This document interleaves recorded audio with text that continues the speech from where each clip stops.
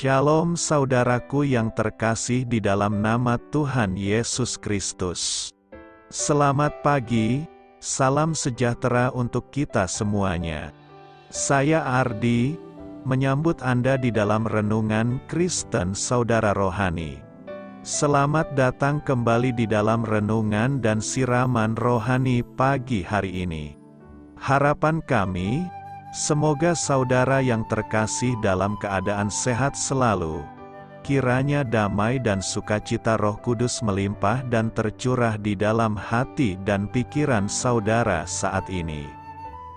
Sebelum kita mulai renungan kita pada pagi ini, marilah kita bersama-sama berdoa. Selamat pagi Allah Bapa di surga, Allah yang Maha Pengasih dan Maha Baik. Terima kasih untuk penjagaan-Mu semalaman sehingga kami bisa tidur dengan nyenyak. Terima kasih untuk pagi yang indah yang Tuhan sediakan untuk kami. Tuhan, kami mau berdoa untuk sahabat, keluarga, dan rekan kami yang sedang sakit. Kiranya Tuhan berkenan untuk menjamah, Tuhan berkenan untuk menyembuhkan segala penyakit yang ada di dalam dirinya. Bagi sahabat pendengar kami yang sedang sakit, berkati juga obat yang dikonsumsi, dokter, perawat, serta keluarga yang mendampingi, biar mereka bisa menjalankan perannya dengan baik dan saudara kami bisa sembuh dan beraktivitas seperti sedia kala. Tuhan, pada hari ini, kami anak-anak-Mu akan melakukan berbagai aktivitas. Kami akan bekerja dan menjalankan tanggung jawab kami, kiranya Kau yang mampukan. Kami serahkan seluruh rencana dan agenda hari ini ke dalam tangan Tuhan. Biar Tuhan yang berkarya dan biarkan semua rencana sesuai dengan kehendak-Mu ya Tuhan Yesus yang baik. Ampuni dosa dan kesalahan kami Tuhan. Jadikan kami pribadi yang lebih baik setiap harinya. Terima kasih karena telah membolehkanku untuk kembali menghirup udara segar di pagi hari ini, menikmati seluruh anugerah yang telah Engkau berikan kepadaku. Ajar kami menjadi pribadi yang lebih baik, itu semua karena kebaikan dan curahan kasih yang nyata dari Engkau di kehidupanku. Haleluya! Dalam nama Tuhan Yesus, aku sudah berdoa. Amin. Sahabat pendengar saudara rohani, pembacaan ayat emas Alkitab renungan kita hari ini terambil dari kitab 1 Petrus 3 ayat 13 sampai dengan ayat 18. Dan siapakah yang akan berbuat jahat terhadap kamu? Jika kamu rajin berbuat baik, tetapi sekalipun kamu harus menderita juga karena kebenaran, kamu akan berbahagia. Sebab itu janganlah kamu takuti apa yang mereka takuti dan janganlah gentar, tetapi kuduskanlah Kristus di dalam hatimu sebagai Tuhan. Dan siap sedialah pada segala waktu untuk memberi pertanggungan jawab kepada tiap-tiap orang yang meminta pertanggungan jawab dari kamu tentang pengharapan yang ada padamu. Tetapi haruslah dengan lemah lembut dan hormat, dan dengan hati nurani yang murni, supaya mereka yang memfitnah kamu karena hidupmu yang saleh dalam Kristus, menjadi malu karena fitnahan mereka itu. Sebab lebih baik menderita karena berbuat baik, jika hal itu dikehendaki Allah, daripada menderita karena berbuat jahat. Sebab juga Kristus telah mati sekali untuk segala dosa kita, Ia yang benar untuk orang-orang yang tidak benar, supaya Ia membawa kita kepada Allah, Ia yang telah dibunuh dalam keadaannya sebagai manusia, tetapi yang telah dibangkitkan menurut Roh. Ayat renungan kita pada pagi hari ini terambil dari kitab 1 Petrus 3 ayat 13 sampai dengan ayat 18. Inti dari ayat emas renungan kita adalah, Kristus telah mati sekali untuk segala dosa kita. Ia yang benar untuk orang-orang yang tidak benar, supaya Ia membawa kita kepada Allah. Ia yang telah dibunuh dalam keadaannya sebagai manusia, tetapi yang telah dibangkitkan menurut Roh. Mari kita mulai renungan pagi kita. Kata-kata bijak yang dapat kita petik adalah, Yesus pengganti kita. Renungan kita pada hari ini ditulis dan disusun oleh Marvin Williams. Mari kita mulai kisah inspiratif. Seorang pemuda kaya berusia 20 tahun sedang kebut-kebutan bersama teman-temannya ketika ia menabrak seorang pejalan kaki hingga tewas. Meski anak muda tersebut dijatuhi hukuman 3 tahun penjara, sejumlah pihak meyakini bahwa pria yang hadir di pengadilan dan kemudian mendekam di penjara adalah seseorang yang dibayar untuk menggantikan pemuda yang bersalah tadi. Tindakan menyewa seseorang untuk menghindari hukuman penjara seperti itu memang lumrah terjadi di sejumlah negara.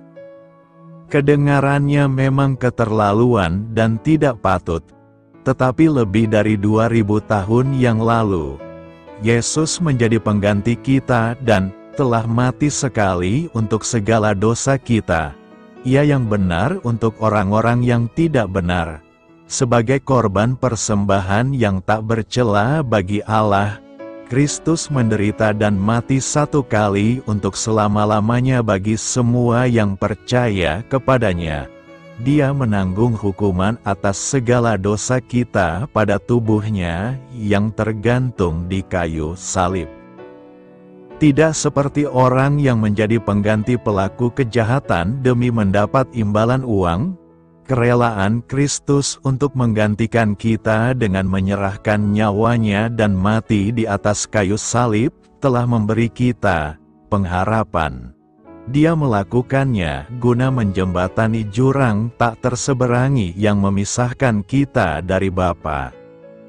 Kiranya kita bersukacita, terhibur, serta diyakinkan oleh kebenaran yang agung ini. Hanya melalui kematian Yesus yang menggantikan kita, maka kita orang berdosa yang tak berdaya dapat memiliki hubungan dengan Allah kita yang Maha Kasih dan jalan yang terbuka lebar untuk datang kepadanya. Marilah kita renungkan di dalam hati kita, bagaimana kematian Yesus yang menggantikan Anda telah mengubah hidup Anda. Apa artinya Anda memiliki jalan kepada Allah dan hidup yang kekal karena kematian Yesus di kayu salib?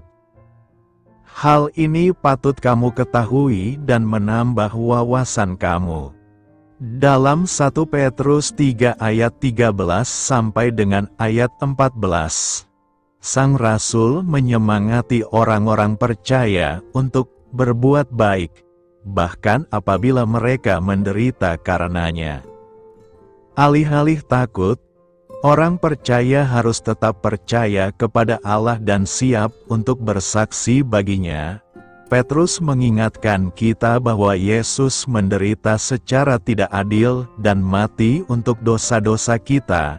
Ia yang benar untuk orang-orang yang tidak benar. Pengorbanannya itu berlangsung sekali untuk selamanya. Siapapun yang percaya kepadanya sebagai juru selamat mereka dan bertobat dari dosa-dosa mereka akan menerima pengampunan darinya. Keselamatan kita tidak menjamin kita bebas dari penderitaan. Bacaan hari ini dan bagian-bagian Alkitab lainnya menunjukkan kebalikannya. Yesus berkata, "Jikalau dunia membenci kamu, ingatlah bahwa Ia telah lebih dahulu membenci aku daripada kamu, dan juga, jikalau mereka telah menganiaya aku, mereka juga akan menganiaya kamu." Rasul Paulus juga mengatakan kepada kita, setiap orang yang mau hidup beribadah di dalam Kristus Yesus akan menderita aniaya. 1 Petrus 3 ayat 18 berkata, "Sebab juga Kristus telah menderita sekali untuk dosa-dosa kita, Ia yang benar untuk orang-orang yang tidak benar, supaya Ia membawa kamu kepada Allah, Ia yang telah dibunuh dalam keadaannya sebagai manusia, tetapi telah dihidupkan menurut Roh." Dalam nas hari ini, Rasul Petrus menekankan bahwa Kristus, yang benar dan tanpa dosa, menderita untuk dosa-dosa kita. Kristus melakukan pengorbanannya sebagai jalan untuk membawa kita kepada Allah, sehingga kita dapat mendapatkan keselamatan dan pembebasan dari dosa. Ayat ini juga menyoroti kematian dan kebangkitan Kristus. Meskipun Kristus mengalami kematian dalam keadaan manusia, Ia dihidupkan kembali oleh Roh. Ini menggambarkan kekuatan dan kemenangan atas kematian, menegaskan bahwa Kristus bukan hanya seorang yang mati, tetapi juga hidup kembali, menegaskan otoritasnya sebagai juru selamat dengan merenungkan penderitaan, kematian, dan kebangkitan Kristus. Umat percaya diharapkan untuk memahami makna penebusan dan harapan kehidupan kekal melalui iman dalam Kristus. Apa yang perlu direnungkan dari nas hari ini? Nas hari ini mengandung beberapa aspek penting yang dapat direnungkan. Pertama, penderitaan Kristus untuk dosa-dosa kita. Pernyataan ini menegaskan bahwa Kristus menderita sekali untuk dosa-dosa kita. Ini mengajak kita untuk merenungkan besarnya pengorbanan dan kasih Allah yang mengizinkan anaknya sendiri menderita sebagai jalan untuk penebusan dosa umat manusia. Ini menjadi panggilan untuk bersyukur atas kasih karunia yang luar biasa ini. Kedua, Kristus yang benar untuk orang-orang yang tidak benar. Ayat ini menekankan sifat Kristus yang benar dan tanpa dosa. Meskipun kita, sebagai umat manusia, tidak layak di hadapan Allah karena dosa-dosa kita, Kristus yang sempurna menjadi juru selamat yang dapat menggantikan dosa-dosa kita. Ini mengandung pengertian tentang penerimaan kasih karunia tanpa pantas dari sisi kita. Ketiga, Kristus membawa kita kepada Allah. Pernyataan ini menunjukkan tujuan dari penderitaan Kristus, yaitu membawa kita kepada Allah. Kristus adalah jalan yang menghubungkan kita dengan Bapa Surgawi. Hal ini dapat menginspirasi kita untuk merenungkan tentang hubungan kita dengan Allah melalui Kristus dan pentingnya kehidupan rohaniah kita. Keempat, kematian dan kebangkitan Kristus. Ayat ini menyoroti fakta bahwa Kristus tidak hanya mati, tetapi juga hidup kembali menurut Roh. Hal ini memperkuat keyakinan akan kemenangan Kristus atas dosa dan kematian. Renungan tentang kebangkitannya dapat menguatkan iman kita dalam harapan hidup kekal dan otoritasnya sebagai Tuhan yang hidup. Renungan atas ayat ini dapat membangkitkan rasa syukur, kekaguman, dan komitmen untuk hidup sesuai dengan kasih karunia yang telah diberikan melalui karya penebusan Kristus. Karena itu, nas hari ini mengajak untuk memahami makna mendalam dari pengorbanan Kristus dan meresapi implikasi teologis dan etisnya dalam kehidupan sehari-hari. Kristus mati sekali untuk segala dosa kita. Kembali kami ulang ayat berikut untuk menegaskan tujuan kedatangan Kristus.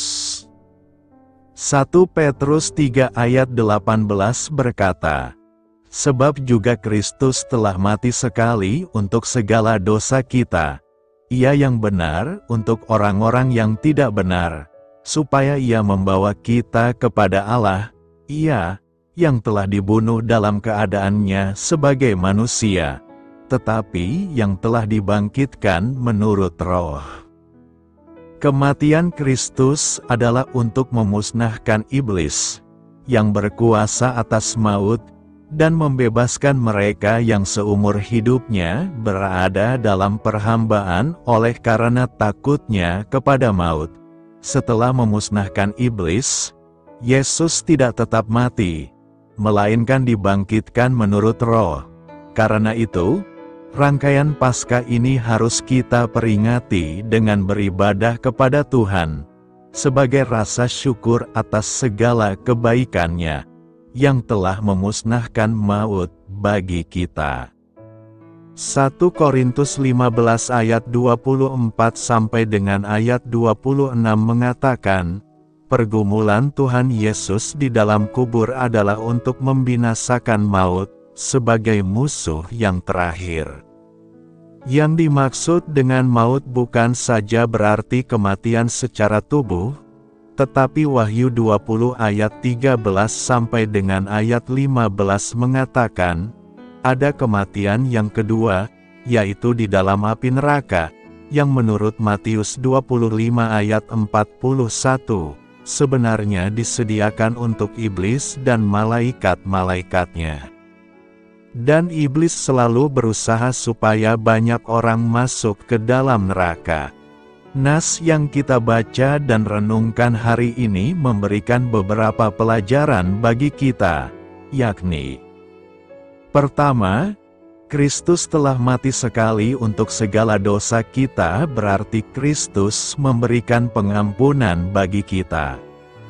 Ibrani 9 ayat 24 sampai dengan ayat 26 dan 28 menuliskan bahwa Kristus tidak perlu mati berkali-kali di kayu salib untuk menghapus segala dosa kita. Ia hanya mati satu kali, namun kuasanya masih berlangsung terus-menerus sampai sekarang, menghapus segala dosa, berarti sama dengan mengampuni. Dijelaskan oleh 1 Yohanes 1 ayat 9, bahwa jika kita mengaku segala dosa kita, Ia akan mengampuni segala dosa dan menyucikan kita dari segala kejahatan. Bagaikan orang yang penuh luka kemudian disembuhkan dan lukanya tidak berbekas. Oleh sebab itu, tidak ada pengampunan dosa tanpa salib Kristus. Kedua, Kristus telah mati sekali untuk segala dosa kita, supaya Ia membawa kita kepada Allah, yang berarti Kristus memberikan pendamaian bagi kita dengan Allah. Menurut Ibrani 7 ayat 25, Kristus sanggup menyelamatkan dengan sempurna semua orang yang oleh Dia datang kepada Allah, karena Ia hidup senantiasa menjadi pengantara mereka. Jadi, adanya korban Kristus membuat kita dapat datang beribadah kepada Allah. Yakobus 4 ayat 4 mengatakan bahwa orang yang bersahabat dengan dunia berarti menjadikan dirinya sebagai musuh Allah, sehingga manusia seringkali tidak mau datang kepada Allah. Akibatnya, tidak ada damai di dalam hidupnya. Bermusuhan dengan Allah juga terdapat di dalam Roma 8 ayat 6 sampai dengan ayat 8, yaitu apabila ia selalu hidup menuruti keinginan daging atau hawa nafsu. Orang yang menuruti keinginan daging tidak mungkin berkenan kepada Allah, karena keinginan daging adalah maut, tetapi keinginan roh adalah hidup dan damai sejahtera. Tetapi syukur kepada Allah, karena Kolose 1 ayat 20 sampai dengan ayat 22 menyatakan, terdapat korban Kristus yang memperdamaikan segala sesuatu dengan dirinya, baik yang ada di bumi, maupun yang ada di sorga.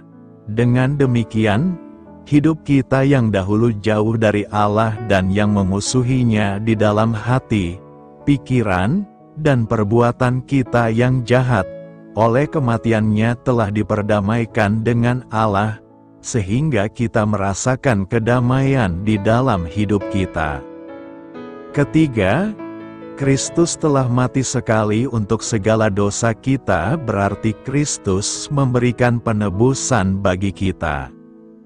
Filipi 2 ayat 6 sampai dengan ayat 8 telah menuliskan bahwa Tuhan Yesus telah mengosongkan diri dari kealahannya untuk menjadi sama dengan manusia dan merendahkan dirinya sampai mati di kayu salib. Berdasarkan Ibrani 5 ayat 7 dan Ibrani 4 ayat 15, dalam keadaannya sebagai manusia, ia dapat turut merasakan kelemahan-kelemahan sebagai manusia, hanya tidak berbuat dosa.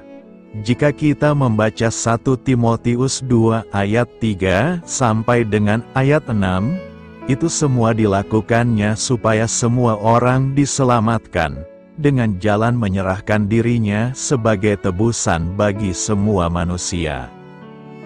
Berikut ini adalah contoh orang yang telah dibenarkan dari dosa, yang terdapat di dalam Lukas 15 ayat 11 sampai dengan ayat 32. Bila kita membaca kisah ini secara keseluruhan, terdapat dua karakter yang berbeda antara anak sulung dengan yang bungsu. Yang sulung merasa dirinya benar, sedangkan yang bungsu hidupnya penuh dengan ketidakbenaran karena ia hidup berfoya-foya di dalam dosa. Namun si bungsu kemudian menjadi sadar dan mengakui segala kesalahan dan dosanya, lalu kembali kepada bapaknya. Pada waktu si bungsu telah sampai kepada bapaknya, sang bapa tidak menghukum dia, melainkan merangkul dan mencium dia, kemudian memerintahkan hamba-hambanya supaya menyembelihkan anak lembu tambun dan mengadakan pesta perjamuan baginya. Penyembelihan anak lembu merupakan bayangan dari korban Tuhan Yesus di kayu salib sebagai anak domba, sedangkan pesta perjamuan melambangkan perjamuan kudus, yang senantiasa kita peringati untuk bersekutu di dalam tubuh dan darah Yesus. Kesimpulannya, pengampunan, pendamaian, dan penebusan adalah tiga hal terbaik yang telah Tuhan Yesus berikan kepada kita. Oleh sebab itu, kita yang merasa tidak benar, hendaknya datang kepadanya untuk mengakui segala dosa kita, supaya kita diampuni, diperdamaikan, dan ditebus Tuhan, yang semuanya berpusat pada salib Kristus.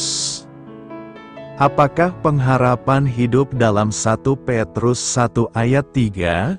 1 Petrus 1 ayat 3 mengatakan, "Terpujilah Allah dan Bapa Tuhan kita Yesus Kristus. Karena belas kasihan-Nya yang besar, Dia telah memberikan kita kelahiran baru ke dalam pengharapan yang hidup melalui kebangkitan Yesus Kristus dari kematian." Rasul Petrus membuka suratnya dengan kata-kata pujian kepada Allah Bapa dan Putranya, Yesus Kristus, mengingatkan pembaca bahwa keselamatan adalah anugerah kemurahan Allah. Kemudian Petrus menyatakan bahwa orang-orang percaya diberikan pengharapan yang hidup melalui kebangkitan Yesus Kristus. Apa sebenarnya yang dimaksud Petrus ketika ia berbicara tentang pengharapan yang hidup? Petrus menyatakan bahwa kelahiran baru itulah yang memberikan pengharapan hidup bagi kita, dan menegaskan bahwa keselamatan adalah anugerah dari Allah. Sama seperti seorang bayi yang tidak melakukan apapun untuk dilahirkan, kita mengalami kelahiran kembali bukan karena siapa kita atau apapun yang telah kita lakukan. Kita dilahirkan dari Allah melalui kebangkitan Yesus dari kematian. Keselamatan mengubah siapa kita, membuat kita mati terhadap dosa dan hidup terhadap kebenaran di dalam Yesus Kristus. kelahiran baru ini menjadi alasan kita untuk berharap jaminan keselamatan. Para komentator Alkitab sering menyebut Petrus sebagai rasul pengharapan. Dalam ayat ini, Petrus menghubungkan kelahiran baru kita, keselamatan kita, dengan gagasan tentang pengharapan yang hidup.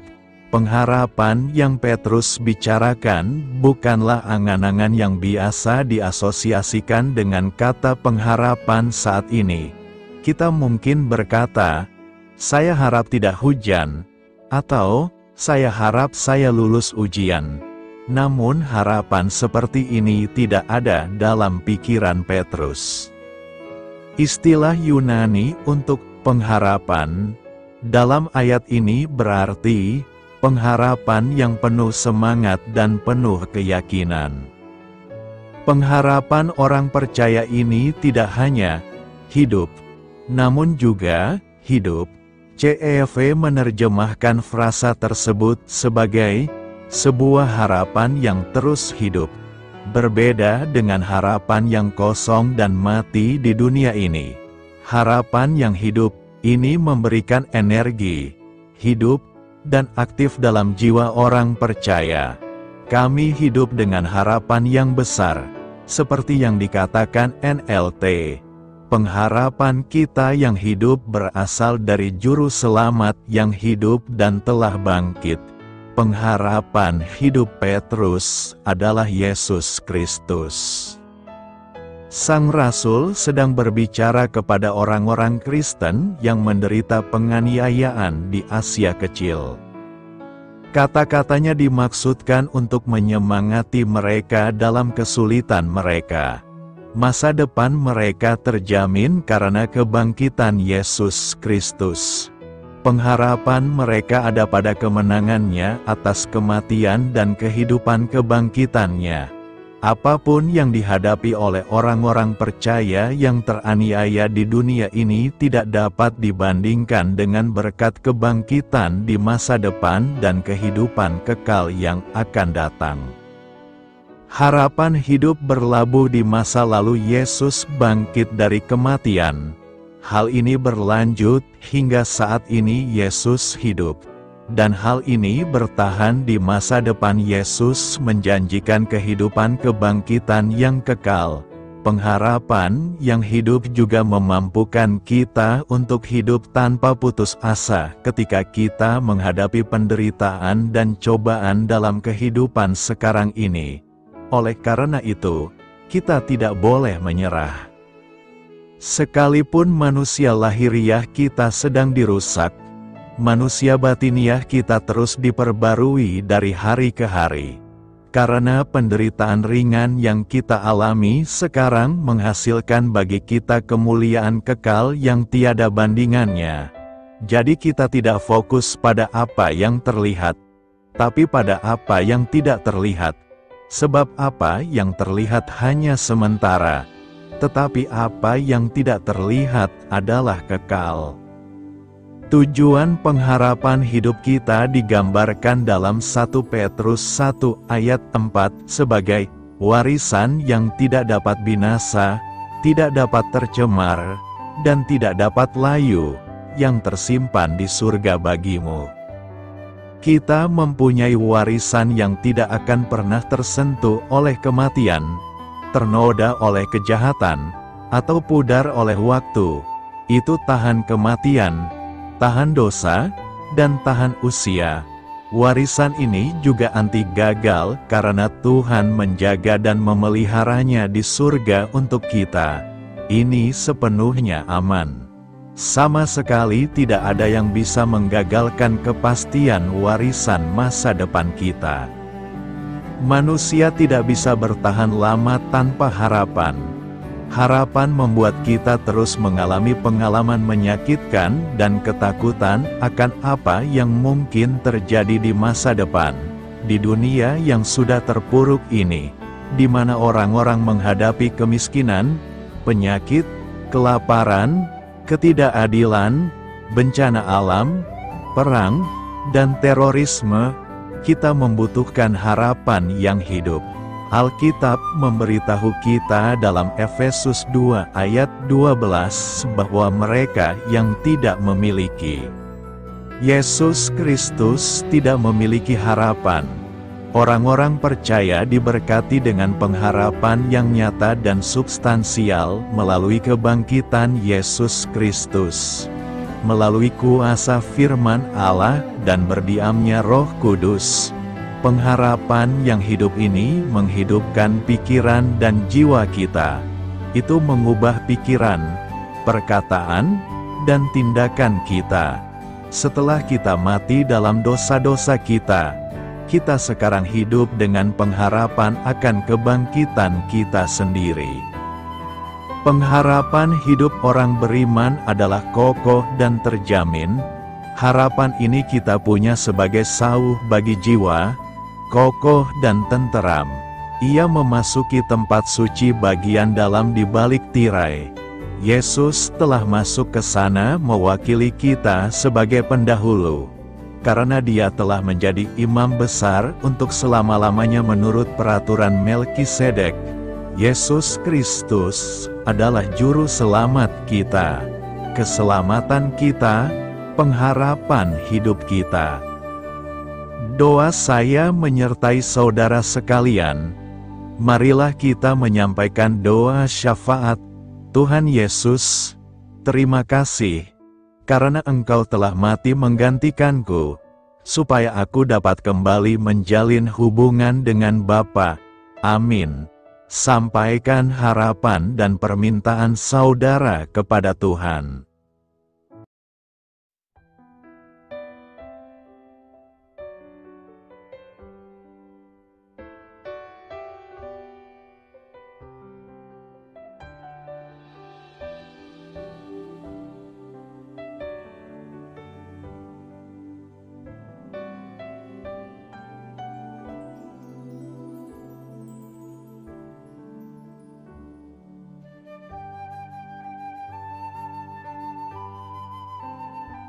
Marilah kita renungkan sahabat saudara rohani.